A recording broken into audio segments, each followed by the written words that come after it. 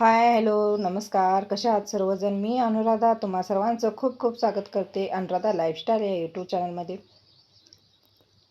हे सगळं दाखवण्याचं कारण म्हणजे आमच्याकडे सुद्धा अवकाळी पावसाने आज हजेरी लावली होती. रात्रीच्या 12 वाजल्यापासून विजा, पाऊस, वारं इतकं होतं आणि इतक्या विजा तर लावत होत्या, असं इतकं कानठळ्या बसतील अशा विजा कडकडाट होत्या. तर आमच्या इथे थोड्याशा अंतरावरती वीज पडली नारळाच्या झाडावरती. तर बघा हे त्याच्यात त्या वाऱ्यामुळे पावसामुळे आंबे किती पडलेत. आता शेवटपर्यंत किती राहतात काय माहिती. असे पण गळत आहेत आंबे आणि हे इतके पडलेले पण आहेत. आणि हे बघा छोटासा जांभळीचा फाटा पडलाय, तर तो बघा मोहराने गच्च भरलाय.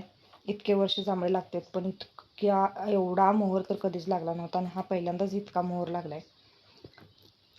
आणि जेव्हा माझ्या लक्षात आलं की इथे एक घेवड्याचा वेल होता, आता वाळलाय, सुकलाय पूर्ण, आणि तिथेच एक चिमणीने घरटं घातलं होतं. आम्ही एक दिवशी बघितलं होतं तर त्याच्यात एक छोटंसं अंडं होतं. आणि ही चिमणी बघा एवढी एवढीशी चिमणी आहे पण तिनं घरटं इतकं छान बांधलंय. आणि कसं असते बघा, कसा म्हणजे आपण शिकून सवरून इंजिनियर होतो आणि देवाने बघा त्या पशुपक्ष्यांना कसे बुद्धी दिले. ते घरटं ना जेव्हा पाहिलं ना तेव्हा ते घरटं बाहेरून ओलं होतं आणि आतून पूर्णपणे वाळलेलं होतं. अजिबात आतमध्ये पाणी गेलं नव्हतं. आणि इतक्या वाऱ्यात एवढं सगळं फाट्या वगैरे तुटल्यात झाडाच्या, पण वाऱ्याने पण घरटं मात्र पडलं नव्हतं. आहे असं घरटं लटकत होतं.